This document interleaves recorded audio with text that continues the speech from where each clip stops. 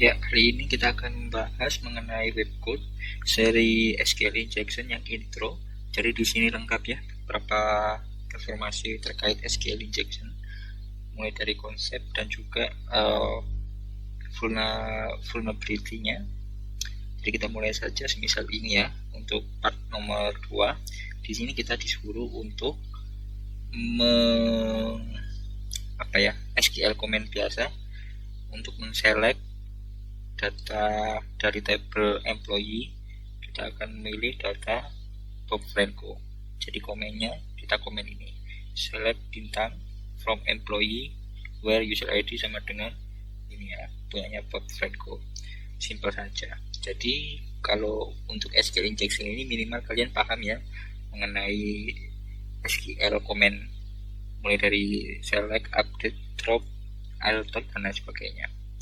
Untuk yang part 3 ini kita disuruh untuk mengupdate table employee untuk set punyanya user Topi Pamet menjadi sales untuk departemennya. Jadi komennya adalah update employee set department, kita set menjadi sales where user ID-nya yang sesuai di awal ini 87 sekian.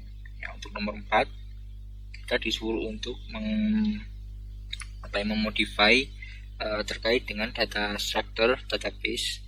Jadi untuk table employee kita disuruh untuk menambahkan kolom nomor telepon, phone dengan var karakter 20. Oke, jadi komennya adalah alter table employee add phone dengan spesifikasi varchar 20. Nah, terus yang ada nomor 6 ini kita dijelaskan mengenai SQL injection itu gimana sih. Or triknya ya paling umum ya adalah or, dimana 1 sama dengan 1. Jadi nanti or 1 sama dengan 1 ini always true ya, meskipun ini di depannya apa aja. Kalau ada or 1 sama dengan 1 sama dengan always true, jadi selalu benar. Nomor 7 kita dijelaskan mengenai konsekuensinya. Ya, lanjut nomor 9. Nah, di sini kita disuruh untuk untuk mengambil semua data user dari tabel user.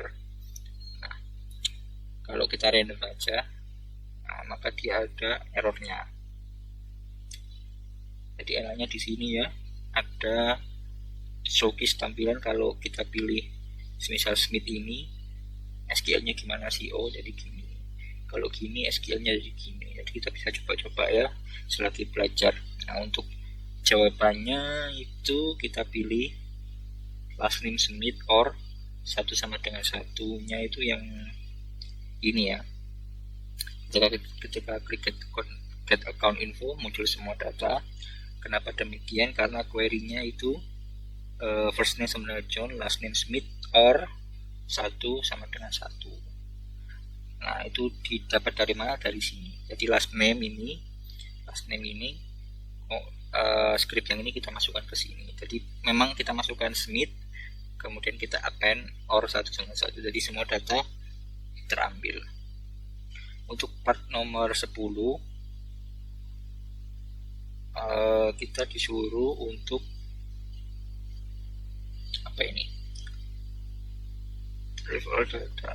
kita disuruh mengambil semua data dari username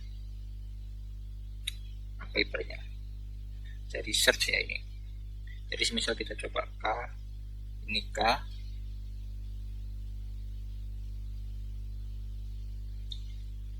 ya, here query, nggak cocok. Jadi kita coba jawabannya adalah ini ya. Jadi semisal ini random aja nggak apa-apa. Nah, seperti yang di awal tadi, kalau kita pilih or 1 sama dengan 1, maka hasilnya sama dengan always true, dalam arti mengambil semua data. Nah, sorry, ini only number ya. Nah, oke. Nah, next yang nomor 11 mirip sama dengan tadi, cuma di sini kita disuruh untuk mengambil semua data dari employee tapi kita sudah tahu mengenai last name dan juga autentikasi nomornya, tag-nya. Jadi misal ini kita random saja, misal 123, nah maka dia akan error. Nah solusinya gimana? Berdasarkan contekan ini, nah solusinya adalah ini. Kita coba ya. Nah kenapa demikian? Karena kan ini ya, kita dapat contekan bahwa employee name nanti field ini masuk sini, autentikasi time masuk sini. Nah, ini yang kita replace. Nah, kalau kita masukkan semisal Smith dan juga user autentikasi yang benar, nah, maka hanya terpilih satu. Jadi bagaimana kita milih semua, kita alter, kita tambahkan ke belakangnya OR 191, dimana itu akan membuat semuanya true. Jadi SQL comment yang ini tadi berubah jadi ini, authent. Nah, ini kan kosong, dirubah 191 alias semua terambil. Oke, ini kita masih dapat contekan ya. Nah, ini kita tidak dapat contekan. Jadi semisal kita masukkan random 123, kita masukkan Smith. Nah, kita dapat ini nih.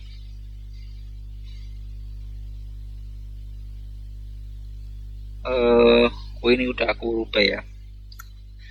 Jadi misal kita di sini disuruh merubah salary punyanya si Smith. Ini udah aku ubah jadi 99 ya. Kita coba menjadi semisal berapa? 1 juta lah semisal. Nah, kurang lebih sama ya komennya kayak tadi. Cuma di sini kita tutup. Kalau ini kan select semua, kita kan tugasnya update ya, kita tutup. Terus kita buat SQL comment yang baru di belakangnya. Update employee set salary kita coba ubah menjadi ini, tambahkan 1 di depan. Coba kita masukkan. Misal ini ekik. Nah, berubah kan? Nah, jadi kita hentikan komennya di sini ya, authent. Nah, kita kosongkan, kemudian di belakangnya disikat update bla bla bla bla bla bla. Oke, coba kita yang terakhir 13. Nah, kita juga bisa menggunakan SQL injection untuk drop sebuah table ya. Jadi ini kita disuruh drop table, kita nggak dikasih tahu mengenai apa-apa, kita hanya diberitahu bahwa ada table yang namanya access log.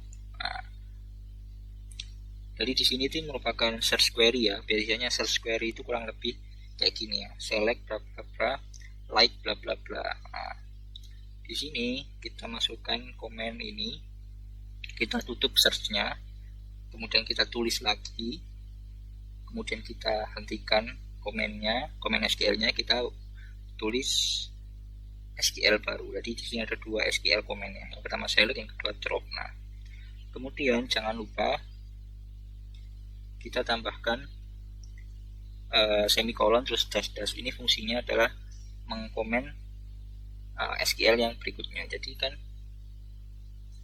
saya bayangkan seperti ini ya.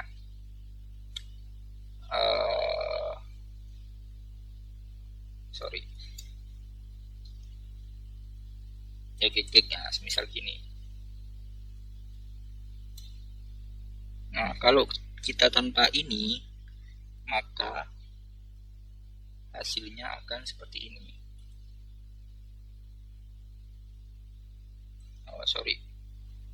Kalau kita nggak nutup ya, nah ini kan nanti error ini ya, ada ininya, ada persennya, kemudian juga mungkin nanti di belakangnya ada panjang gitu, siapa tahu di PHP nya mereka. Jadi penting untuk diberikan tanda dash 2 kali ini. Nah, untuk fungsinya apa? Untuk mengkomen yang komen yang belakangnya, jadi nggak ikut tereksekusi. Jadi kita make sure kita hanya menjalankan 2 ini saja. Oke. Kita coba. Oke, kita berhasil ngedropnya. Ya, jadi cukup kompleks ya SQL injection ini dah. Nanti kita akan mempelajari mengenai auto generated. Jadi kita nggak perlu nih manual kayak gini. Kita bisa pakai beberapa aplikasi seperti Pulpsheet dan SQL Map. Oke, thank you for watching and good luck.